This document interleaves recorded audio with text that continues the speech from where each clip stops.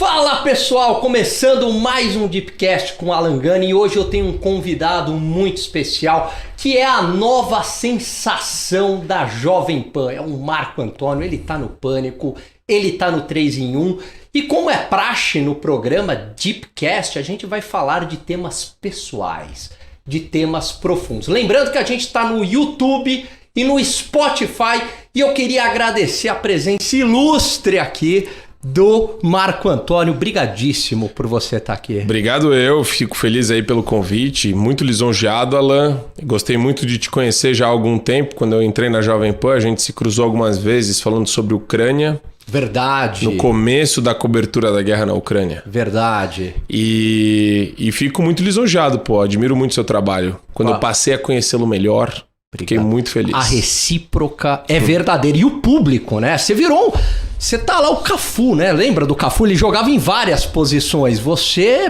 entra a que horas? 8 da manhã e sai 11 da noite? Geralmente eu chego lá mais ou menos umas 10h30, né? E fico até pelo menos 6 da tarde, que é quando eu termino o 3 em 1. Porque eu faço Pânico, aí tenho mais um podcast, que é terças e sextas, aí tem Opinião, 4h30, e daí emenda das 5 às 6 o 3 em 1. Cara, é pesado. Porque é ao vivo tudo, né? No começo, eu não achava que era tão pesado assim pela novidade. Então, era divertido, né? Eu nunca trabalhei em televisão, então pra mim foi um negócio muito diferente. Quebrou totalmente minha rotina, porque minha rotina era de escritório de advocacia, eu sou advogado, né? Tá. E daí, acho que depois que eu entrei meio que no ritmo, porque na verdade nunca foi essa programação original, né? Não é que eu entrei pra esses programas, eu fui entrando neles. Você começou em qual lá? Eu comecei num jornal à noite chamado Top of the Hour. Caramba! E Não, peraí, isso aí tá demais. Tá. Como é que você parou lá? Porque você era advogado de escritório, de repente você parou advogado de escritório, eu sempre quis trabalhar com comunicação. Sempre tive essa vontade. Eu me identifico. Meu pai conhece o Tutinha. De anos, assim. Sempre teve uma amizade, etc. Mas assim, nunca foi de, né? A gente tá... Não é que meu pai tava sempre junto com o Tutinha, mas um dia eu lembro que eu falei, poxa pai, quero acompanhar você nessa conversa que você vai ter com ele na Jovem Pan. Isso lá atrás, quando o Reinaldo Azevedo era o Pingos nos Is. Era Reinaldo Azevedo, Vitor La Regina, Patrick Santos. Lembra disso? Você lembra. Maravilhoso. Lembro. E o programa era muito bom. Era. Tinha o momento cultural. Sim, era um programa sensacional. O Reinaldo Azevedo não tinha mudado tanto. Eu acho que ele tocava bem na época. Tocava bem e tal. Aí eu lembro que o Tutinha virou, inclusive, na época era só rádio, né? Não tinha TV. E ele abriu a porta assim, de um estúdio de gravação e falou, vai, grava um boletim aí. Porque eu falei, poxa, eu tenho vontade. Ele faz um teste, grava um boletim. O Tutinha.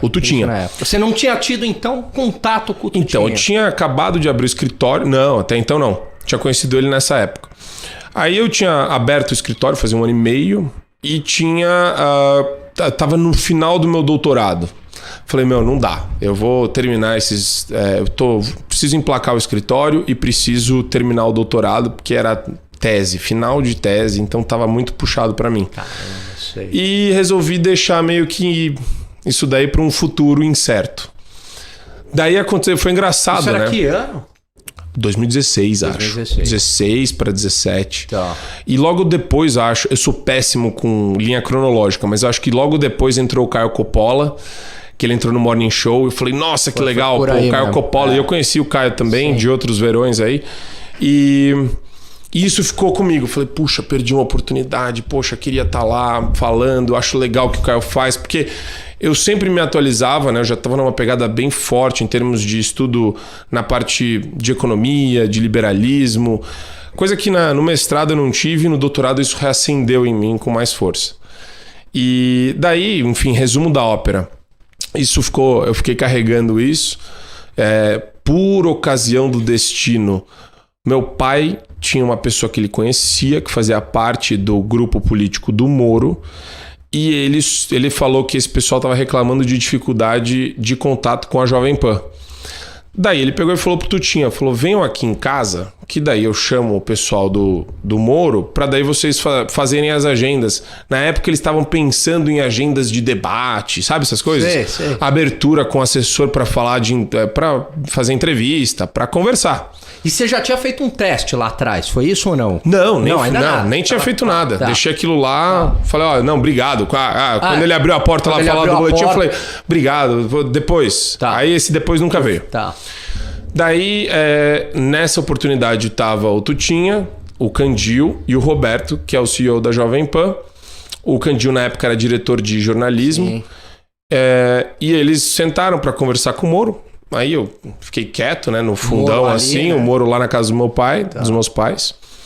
E falando muito mal. Nossa, assim, com todo respeito, mas sabe quando a pessoa não tem o viés político, não tem aquela presença, aquele estado de espírito de uma pessoa que quer realmente entrar para a política?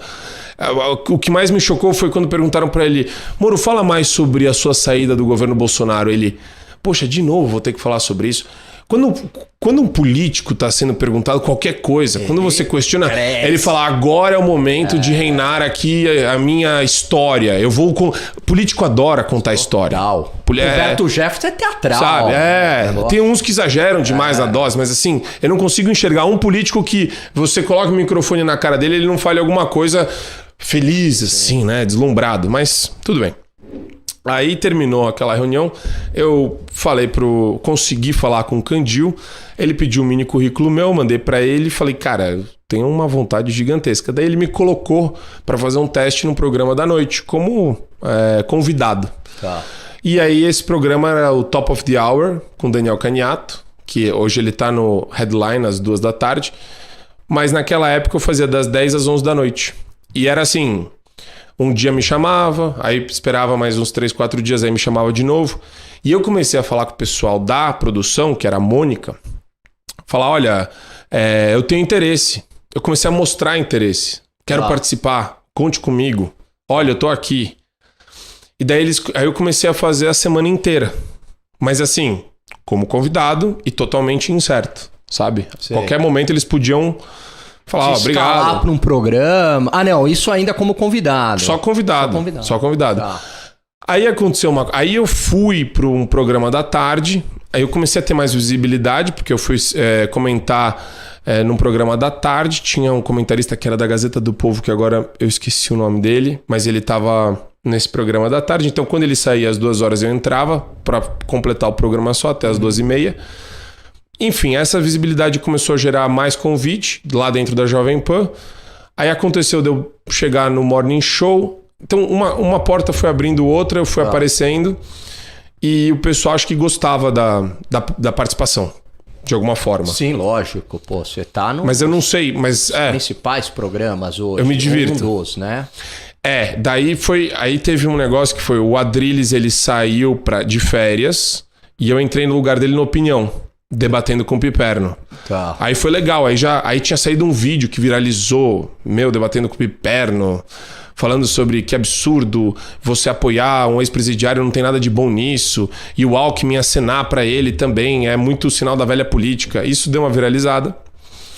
E quando o Adrilles voltou de férias, deu aquela infelicidade do tchau. Do tchau. Que não tem nada de... Nada, é um tchau. Nada. Só amigo. Gente tresloucada total, que vem falar aqui, aquele tchau é qualquer coisa. Mas quando ele saiu do Opinião e do Morning Show e ficou uma cadeira vaga. Aí me testaram no Morning Show, mas depois colocaram outras pessoas e ninguém foi meio que parando direito no Morning Show. Quando a Opinião voltou, eu entrei na Opinião e junto com a saída do Adrilles também a Bruna Torlai saiu. Uhum. Adoro a Bruna Torlai. Acho ela uma pessoa espetacular. Fala muito bem. Super competente, inteligentíssima. Mas quando abriu a vaga no 3 em 1, eu entrei também direto. Então eu fui entrando meio que... E daí a Kalina Sabino saiu de férias no programa Pânico. E eu fui substituí-la. E daí foi nessa que você falou, você entrou mais durão, você entrou mais serião, que eu ia de terno, gravata. Até o visual deu uma mudada, né? Daí... E a minha postura era mais... Poxa, será que eu posso fazer piada aqui? O que eles esperam de mim, né?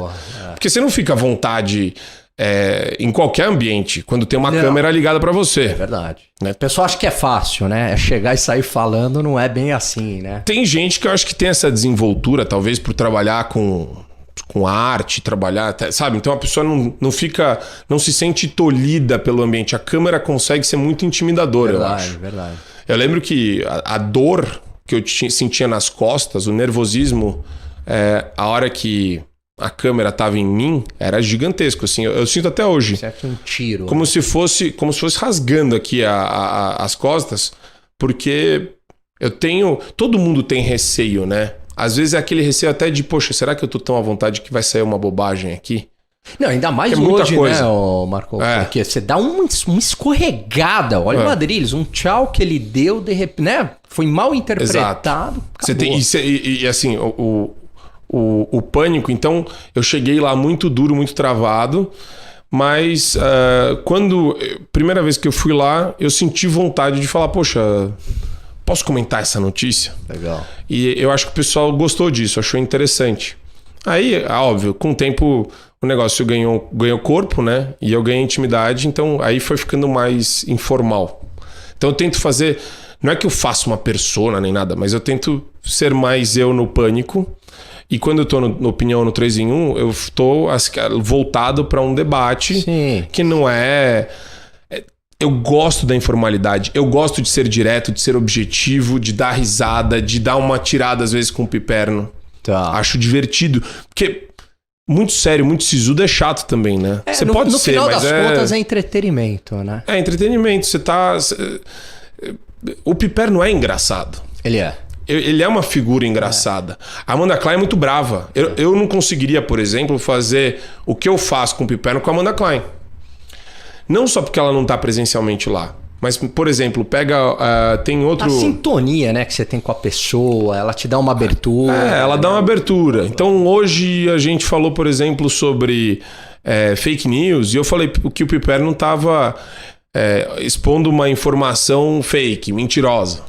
Daí ele vai lá e começa a me chamar de mentiroso. Só que eu não pego pilha, entendeu? Quem tem que pegar pilha ou não é a audiência. Sim. A audiência que tem que olhar para os dois e falar, poxa, quem que tá certo aqui? Quem que tá errado? Será que o Marco Antônio chamou o Piperno de mentiroso? Não, ele falou que a informação do Piperno era mentirosa. Mas tecnicamente ele tá chamando o Piperno... Sabe, deixar a pessoa fazer essas associações. E não... Você entrar, senão você enlouquece também. Mas aí por isso que não dá pra pegar... Não fico bravo. Você me chamou de mentiroso. Nossa, acabou. Mas você pegou isso rápido. Você que nunca tinha trabalhado com comunicação, tem entendido Eu acho que por conta da docência. Verdade. Verdade. Na sala de aula, quem fazia isso comigo eram os alunos. Verdade. Mentira isso daí, professor. Que é comunicação pura. Sim. Que é um teatro. Sim. Né? Você tem que ser didático, objetivo. Você tem que ser didático. Prender atenção. Você tem que prender atenção. Metade pra trás da sala tá dormindo. Metade pra frente, não sei se tá entendendo o que eu tô falando. Aí você tem uma pauta, que é a pauta da aula, de alguma forma, né? E você tem que trabalhar conceitos e fazer as pessoas entenderem aquilo que está sendo passado em alguma medida. Muita gente não faz leitura prévia, muita gente não lê o capítulo antes da aula, que tem que ler. A maioria. Daí você chega na aula e você quer, por exemplo, falar sobre interpretação teleológica. Aí o cara fala, não, o que é isso? Não, você fala, é um método hermenêutico aqui do direito. Tá. É um critério que você usa para interpretar. Então você tem que entender o ambiente onde você está também, o público-alvo com quem está lidando. Total. Para facilitar ou adaptar, não. Né? Isso que você estava falando, a tua postura no pânico. Não que você perde a tua essência, mas se você adapta a sua ambiente, essência, exato. É que nem eu posso ser muito sério. Eu tô num congresso de direito. Qual é o grau de sofisticação que o ambiente vai exigir de mim? É um congresso de direito, vai ter um ministro do meu lado?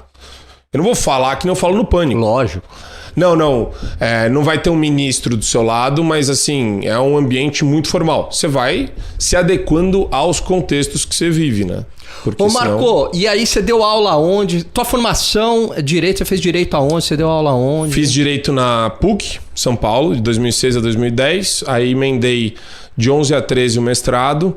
E de 11 a 13? É. Mas tá, você quase fez na mesma época. E de 14 a 17 o doutorado. 14 a 17 o doutorado. Isso. Pô, legal, uma baita formação acadêmica. Estudou aonde? No colégio? No colégio foi Santo Américo, daí depois foi uma mistureba. Santo Américo, só um parênteses, eu sofria bullying. Você sofria bullying no Santo Américo? Eu estudava na cultura inglesa do Itaim, eu tinha 11 anos mais ou menos, cabelão ia descabelado, assim, a galera se conhecia, eu sofria bullying, meu. Verdade, bullying mesmo. Os alunos do Santo Américo faziam cultura inglesa também? Faziam. E daí era um horário das 6 horas da tarde, eu chegava lá, baita bullying, e aí eu fui pra Vila Mariana. Bullying bom ou bullying ruim? Não, era meio ruim, era a zoação, mas nada... Sem agressão física. Sem agressão, mas formou caráter. Aliás, abraço a eles. Olha só. Abraço ao pessoal. Fala, olha só, onde estamos agora. É isso aí. É legal. E aí você deu aula onde? Aí eu dei aula... Primeiro eu dei como professor assistente na PUC, São Paulo, durante o mestrado, durante uma parte do doutorado também. Tá. Dei aula na Universidade de Ibirapuera, lá em Interlagos, Avenida Interlagos. Um lugar muito bonito, mas a universidade estava meio mal das pernas na época. Você tem uma história muito parecida com a minha, cara. Eu dei aula em faculdade que estava mal das pernas, sei desse perrengue. Aí depois entrei na Faculdade das Américas. Aí dei aula durante um bom tempo na Faculdade das Américas, que é a FAM. Tá. Da Leila. Ah, da Leila. Leila. Tá. Que é a dona da Crefisa também. Né? Ela... Você é palmeirense? Eu não torço pra nenhum time de futebol. É mesmo? Nunca teve? Nunca teve assim interesse? Quando era criança eu era palmeirense. Tá. Aí perdeu. Paulo Nunes. Lembro. Lembra? Lembro. Amaral. Lembro. Era Veloso. Lembro. Era essa seleção que eu lembro. Aí depois... Eu só lembro desses... Oséias. Não, Oséias era do Atlético Paranaense. Mas você é um cara do esporte, não é? Porque assim, pelo menos você é fortão. Musculação, você... Da musculação. Musculação? Mas eu tive uma crise aos 30 anos de idade. Eu tava no Florianópolis e eu tava descansando depois de uma pseudo-micareta. Você já foi no Florianópolis, não? Não, já fui no passado bastante. Eu não sabia Carnaval que tomate, em Salvador. Eu não sabia que tomate era nome de banda. Eu descobri lá, no Florianópolis. Mas você sempre foi assim, do axé, da Não, nada? Zero. Sou nada. Zero. Até hoje. Rock. Rock, música clássica. Eu fiz piano erudito quando era adolescente. Eu era outra pegada. Mas eu sou muito parceiro. Então, eu tenho amigos que gostam de ir, por exemplo, em pagode, eu vou, porque o que vale à noite são os amigos que você tem, né? Sim. É a animação deles. Total. Então pode ser um show de rock, pode ser um pagodão, pode ser axé. O que importa são os seus amigos que vão alegrar a tua noite. E daí eu tava sentado com o pé encostado numa cadeira e o meu amigo tirou uma foto minha e eu tava com uma pança horrorosa. Tava um negócio horroroso. Bem falso magro, sabe? Sei. Tá aquele cara com os bracinho fininho, bracinho bem fininho e descansando assim com uma barriga que fazia uma onda. Falei, não, nem a pau. Eu tenho 30 anos de idade, eu não posso aceitar isso. Daí eu me reprogramei, comecei a ir no nutrólogo e levei a sério a academia. Eu sempre fiz academia, mas era muito indisciplinado. Então era um mês sim, 2 não. Aí um mês sim, sabe? Não tinha frequência, não tinha assiduidade. E daí eu peguei e levei a sério. Daí eu fui no nutrólogo, com nutricionista também, fiz plano alimentar, comecei a me reeducar. Eu adorava comer porcaria, cortei tudo que tinha de porcaria, comecei a fazer uma espécie de reeducação alimentar álcool, mesmo. Você bebe? Então o único problema que eu tenho até hoje é o álcool, que tem que diminuir. Não é problema alcoólatra, é de você sair quinta, aí bebe, aí sai sexta. Depois do programa eu vou te chamar pra tomar uma cerveja. Tá vendo? Vou aceitar humildemente, porque eu adoro. Mas o álcool interfere muito no processo metabólico, na hipertrofia, ele atrapalha muito. Total. Mas aí é só musculação, você não tem esporte. Porque você já percebeu uma coisa? Quem gosta de musculação não gosta muito de esporte. Quem gosta de esporte não gosta de musculação. Na verdade, tem esportes que eu amo, mas que hoje eu não tenho tempo hábil para fazer. Por exemplo, futebol de sábado de manhã com os amigos. Era sensacional. Eu adorava. Mas sábado de manhã eu tô exausto de sexta-noite. Então você tá na pista? Você falou sexta-noite? Como é que tá? Eu tô Tá enrolado. O meu RG é solteiro. Pergunta difícil essa. O meu RG é solteiro, mas eu tô enrolado. Tá enrolado. Tô enrolado. Mas, enrolado. Entendi. Pra não se enrolar muito na resposta. Eu não posso enrolar muito. Mas, o Marco, me conta outra coisa. Sim. Todo mundo chama hoje de Superman. Certo. O apelido veio lá do Santo Américo, veio da PUC. Não, veio da Jovem Pan. Da Jovem Pan? Nunca fui Superman em nenhum lugar. Alguém lá na Pan falou que eu parecia o Super-Homem porque eu tava... Acho que era óculos e gel. Acho que é isso. Qualquer pessoa pode parecer o Super-Homem se colocar óculos e gel. Tô errado, Alan? Não, total. Total errado ou total certo? Total certo. Então. Não, porque eu nunca me achei parecido. E daí depois eu deixei a barba crescer. Hoje no programa, inclusive, o Emílio falou pra mim. Falou, Marco, com a barba você não tá parecendo tanto Super-Homem. Eu falei, não. Ok, mas assim... Também eu tô tentando ver o negócio da barba, como é que fica. Tô pensando ainda se eu vou manter a barba. Não, mas ficou bom assim. O que o pessoal tá achando? Eu não sei se eu tô... Eu tô tentando ver se eu consigo fazer crescer mais barba, que eu tô usando um negócio aí. Pra crescer barba? Produto. Porque ela é muito falhada. Eu tava tentando ver se eu conseguia cobrir os buracos. Tá melhorando, mas... Mas não coça quando você... Eu não consigo deixar minha barba crescer porque coça no começo. No começo coça. Insuportável. No começo depois passa. Que dica que você dá pra quem está nos assistindo e quer deixar a barba crescer? Se você não gosta de alguma coisa no rosto, aí vai te incomodar muito, né? Mas... no momento da coceira, o que você faz? É enlouquecedor. É enlouquecedor. Não tem muito o que fazer.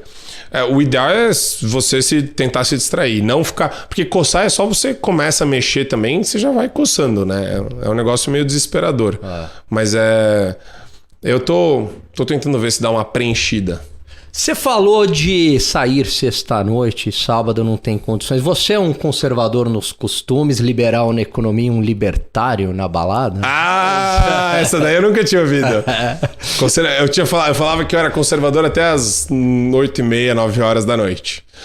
Não, eu acho que tem muito... Eu admiro as pessoas que têm uma visão de mundo... mais tradicional, fechada e tal, mas eu gosto de sair com os amigos, eu gosto de beber. Vida normal. Solteiro há 4 anos, então 4, 5 anos acho que já vai fazer. Então eu tô solteiro há muito tempo. Então é muito difícil viver segundo um padrão. Às vezes até eu tava ouvindo o pessoal falar em uma espécie de uma vida meio celibatária, sabe? Um negócio meio assim. Não dá, quer dizer, isso Imagina, daí... você largando tudo e agora... Eu admiro quem tem a capacidade de fazer isso, mas eu também não acho que é uma virtude hoje. Entendi. Sinceramente, hoje eu acho que não é uma virtude. Agora, eu gosto da tradição conservadora, não quero ser um senhor de 40 anos solteiro, não gosto dessa ideia, não me apetece. Quer ter filhos? Quero, pelo menos 3. Tá. 3 filhos. Acho que 3 tá de bom tamanho. Tá caro hoje ter filho, né? Não, em cidade grande é impossível, né? Muito caro. Muito caro. As coisas ganharam uma proporção assim que você vê, você fala, poxa, eu quero que ele estude numa escola bilíngue. Você já começa a pensar em algo em torno de 15 mil reais por mês. Só de escola. Só pra começar. Zero, fora a infra. Toda a infra que a criança tem que ter. Então são decisões aí muito...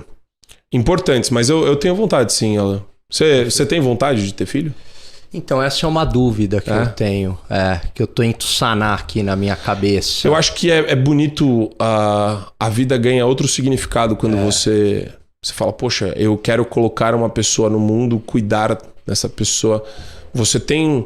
Não que só isso vai te dar propósito, mas isso vai te dar uma outra percepção da realidade. O pessoal deixa de pensar só em você. Ninguém se arrepende, né? Eu nunca vi alguém falar que se arrependeu em ter filho. Se bem que um amigo meu me contou um caso de um casal que falou que ouviu, eu fiquei meio chocado, assim, que se arrependeu. Tanto o pai quanto a mãe. Olha que loucura.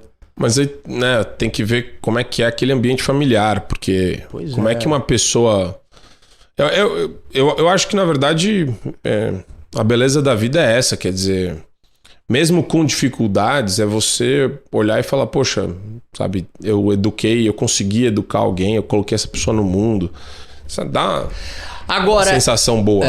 Agora esse período aí que você tá 4 anos solteiro, pô, você é um cara bonito, você é um cara inteligente, fala bem, com certeza apareceu aí pretendente. Você que falou, não, quero curtir a vida aí um tempo, ou não bateu mesmo? Não bateu. Não foi. Bateu. É engraçado, porque né? Tem um pessoal que fala, não, quero aqui ficar solteiro um tempo.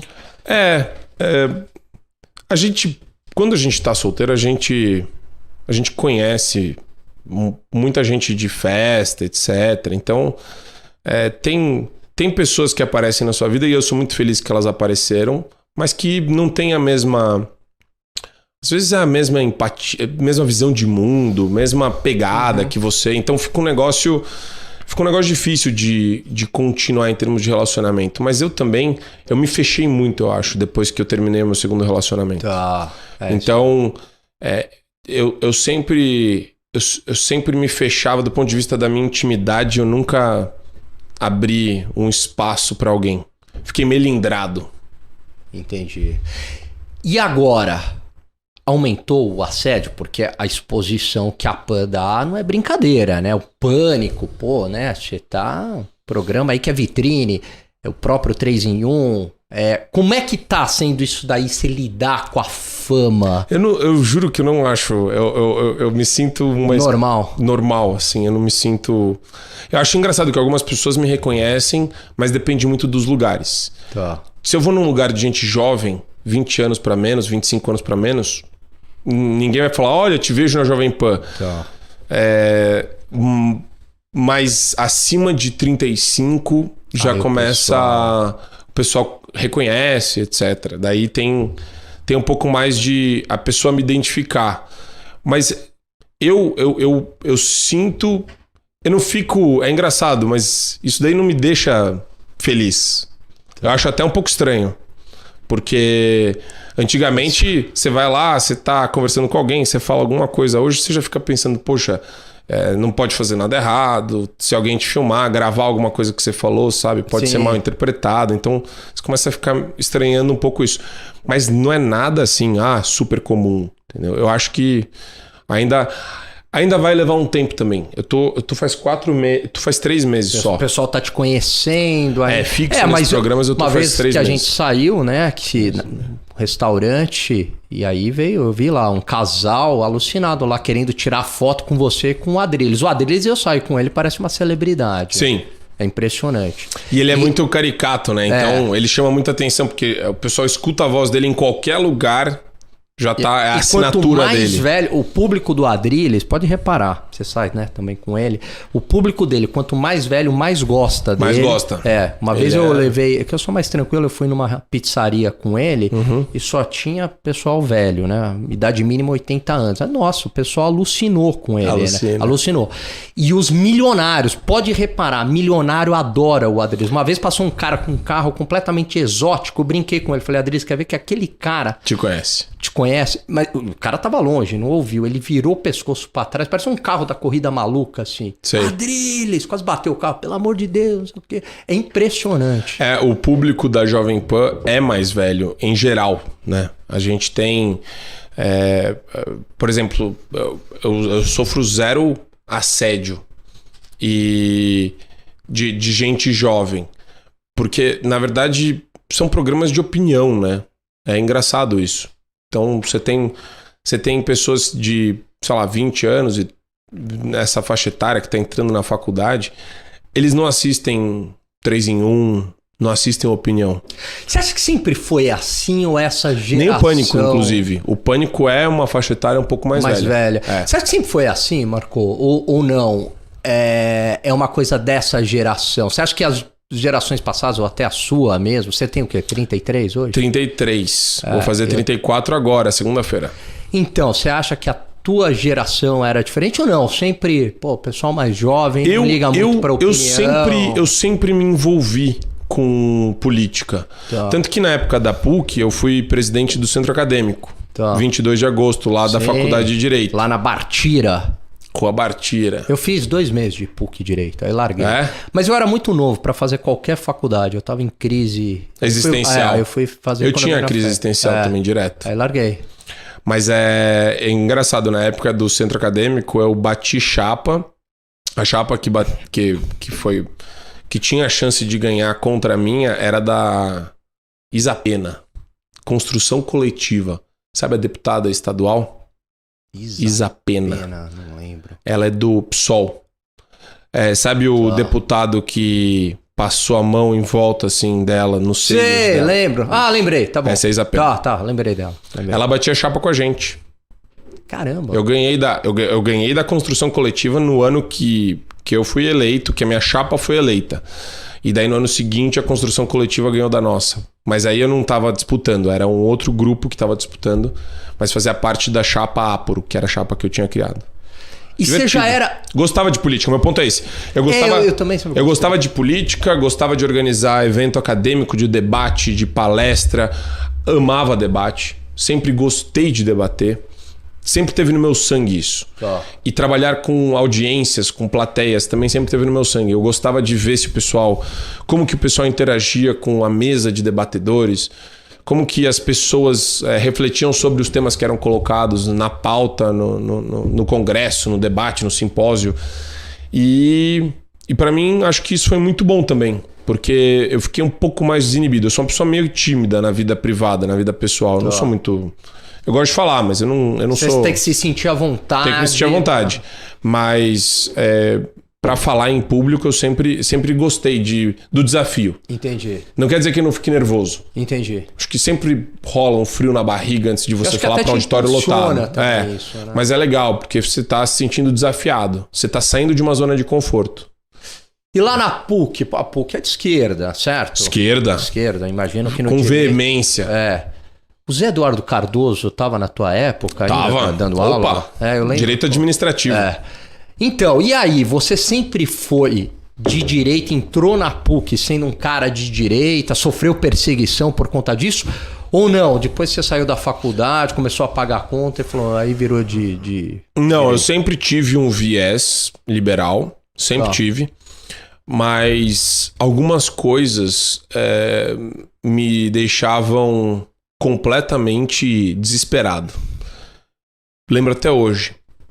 Eu ficava pensando assim na hora. E isso eu acho uma coisa legal, né?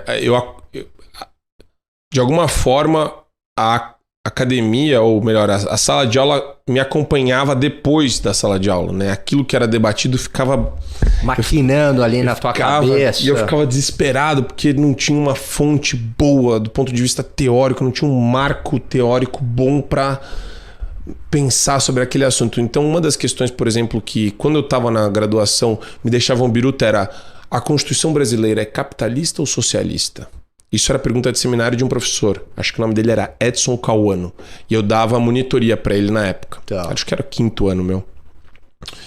E eu ficava, cara, onde é que eu vejo?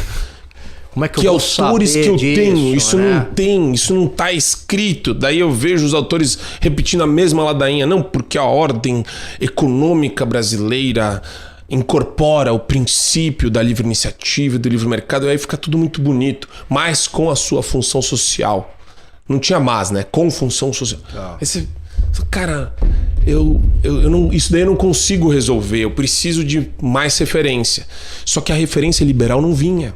Eu tive que conseguir sozinho depois. Então isso me deixava completamente desesperado. Você quando eu falo resposta... Eu queria ter a resposta, mas eu queria falar, cadê o Roberto Campos aqui pra eu ler que a Constituição é uma bizarrice? Entendi. Que é uma porcaria? Entendi. Cadê o cara que critica a Constituição? Por que ele não apareceu nos meus 5 anos de direito?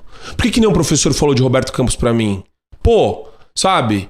Do corporativismo, do ambiente da Assembleia Constituinte. Todo mundo queria enfiar alguma coisa lá. Que o direito à propriedade, a propriedade não ia nem ter propriedade privada, ia ser concessão do Estado. Cadê a pessoa que fala isso? Sabe? Então, eu fiz Você PUC. Não entrou em contato. É uma universidade boa? Mas eu tive contato com autores liberais e com o fato de que a realidade econômica sempre vai preponderar e o direito é um instrumento. e o direito deve ser um instrumento só de preservação das liberdades individuais e das garantias fundamentais nossas.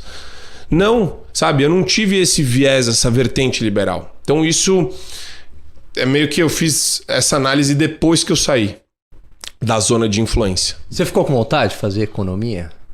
Muita, mas eu não consegui achar tempo hábil na minha vida, porque daí eu já estava em escritório de advocacia, já estava pensando em projetos profissionais meus e eu não conseguia colocar.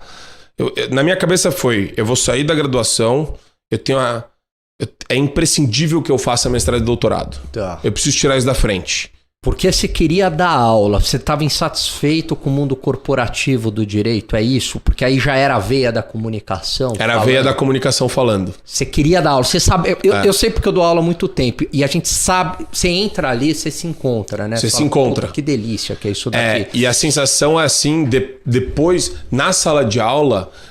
sabe quando o Adrilles se empolga com qualquer coisa no morning show? Sim. Era eu na sala de aula. Eu sei exatamente. É aquele negócio, dá uma adrenalina que você fala, nossa, isso daí tá mexendo comigo. E eu tô aprendendo.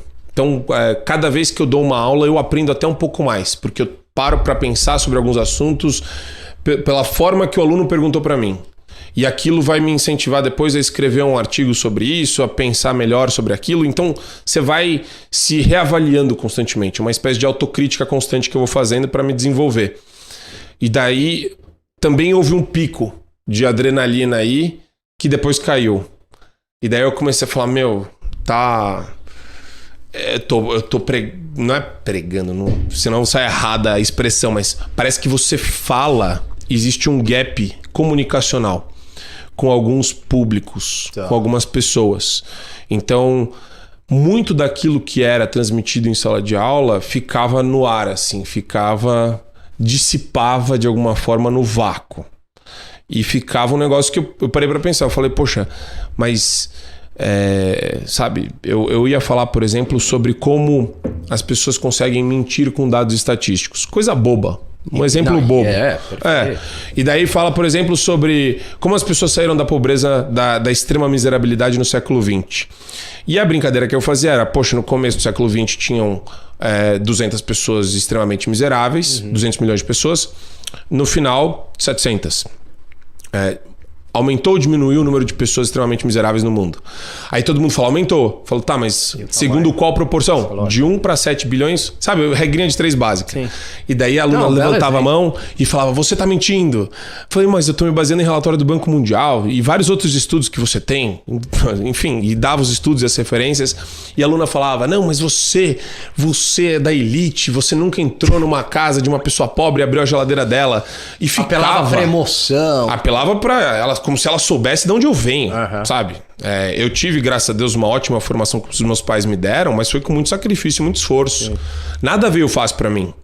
Nada veio fácil. Nem pra você, eu imagino. Não, também não. É tudo difícil. E isso também não invalida a sua capacidade de análise. Sim, correto? Exato. Você pode vir de uma família... Gera uma percepção de assim, só... Pobres falam de pobres. Você fala, cara, em que mundo você vive? Então, quer dizer, o ambiente... Então, fecha as universidades. Exatamente. Então, só indígena, índio fala de índio. Então, quer dizer, qual que é o critério aqui pra gente evoluir enquanto sociedade, sabe? Mas, enfim, tudo isso pra falar que eu senti uma resistência muito grande da sala de aula. O pessoal, majoritariamente, estava sendo influenciado por outros professores de esquerda. Então eu tô na sala de aula falando sobre liberalismo e eu tô sendo honesto. Tô falando, pessoal, eu tenho um viés de direita, tá? Tudo que falarem aqui pra vocês, escutem. Dá uma filtrada. Mas comprovem. Ou melhor, tentem ir atrás das minhas referências bibliográficas, tentem ir atrás daquilo que eu tô falando e sim, duvidem de tudo que todo mundo fala o tempo todo. Mas aí vinha um professor pagando dizentão. Não, eu não sou esquerda nem direita. Mas no final, todo isentão... E cai pra esquerda. E daí o professor tem lá...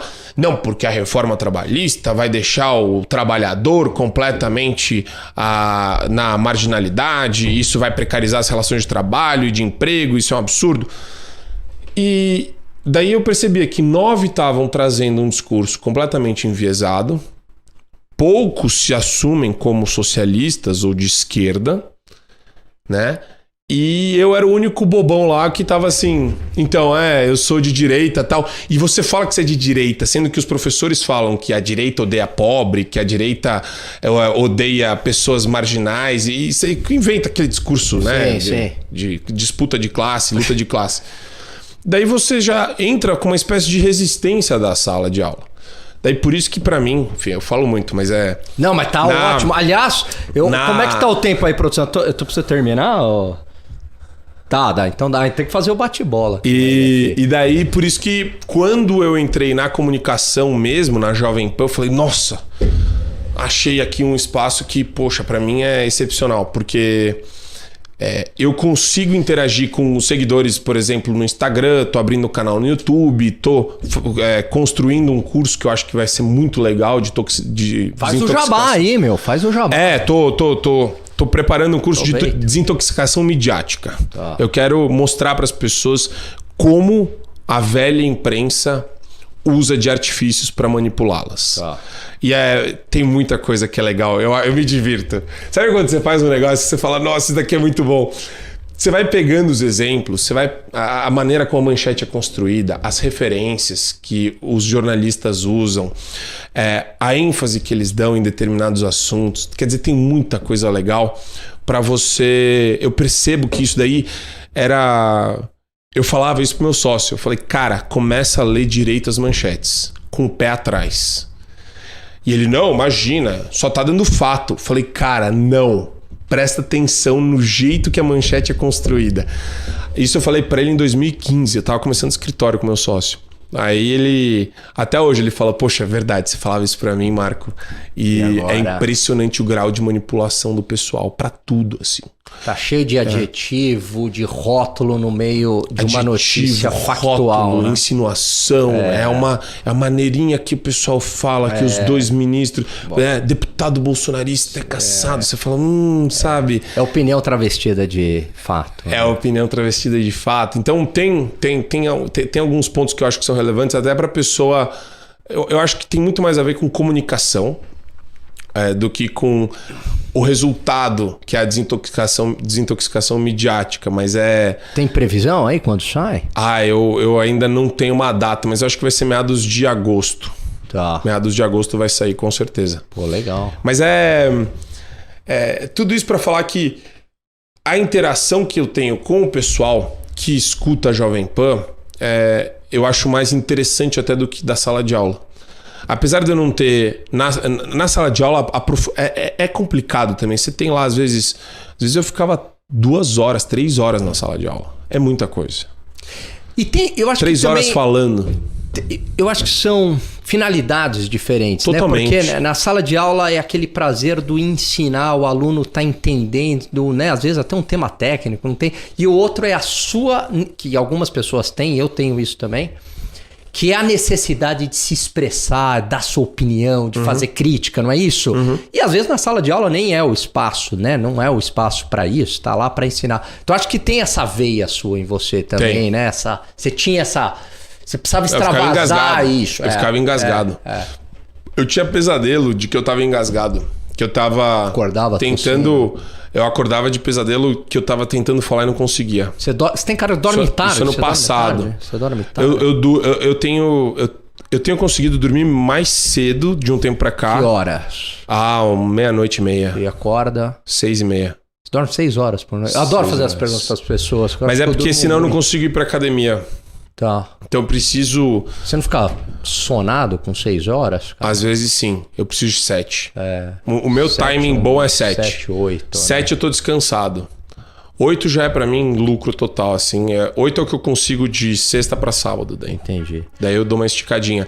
Mas eu preciso fazer academia de manhã. Senão meu dia...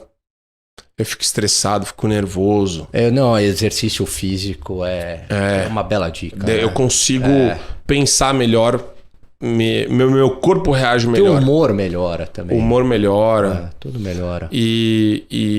Mas eu acho imprescindível, assim, se você quer ter qualidade de vida, você tem que se mexer. Você não pode ficar parado, você tem que fazer alguma coisa. Ô Marco, agora que a gente tá no final... Tem um momento que a Marília Gabriela, você lembra da Marília? Lembro. Ela imitou me imitou, aliás, vou processá-la por plágio. Faça isso. Que é aquele bate-bola no final, né? Então vamos lá. Sim, Só senhor. que o final, aí eu dei uma adaptada, né? Então ela não copiou o final. Aí ela manteve. Aí ela mudou aquele Marco Antônio para o Marco Antônio, ela mudou. Aquilo é dela, tá? Certo. Então esse aqui é o meu original, tá? Mas vamos lá. É um livro. Um livro, Criação Imperfeita. Um filme. Puta, eu vou falar o primeiro que vem. Não. A Origem. A Origem. Uma série. Breaking Bad. Putz, a minha também. Breaking Bad. Um esporte. Squash. Um ídolo. Trump. Um grande comunicador. Desculpa, deixa eu trocar. Volta. Tucker Carlson. Tucker Carlson Pra mim é... Excepcional. Aliás, deu um show durante a guerra, né? Showzaço. Deu um show. Arrebentou. E a gente estava discutindo nesse final de semana com o Adrilles, que a nossa opinião é a do Tucker Carlson. Sim. Que é a que o Adrilles... Exato, que ele ficou... Mas enfim. Mas vamos lá. Falei um esporte... Squash. Um grande comunicador. Um grande comunicador...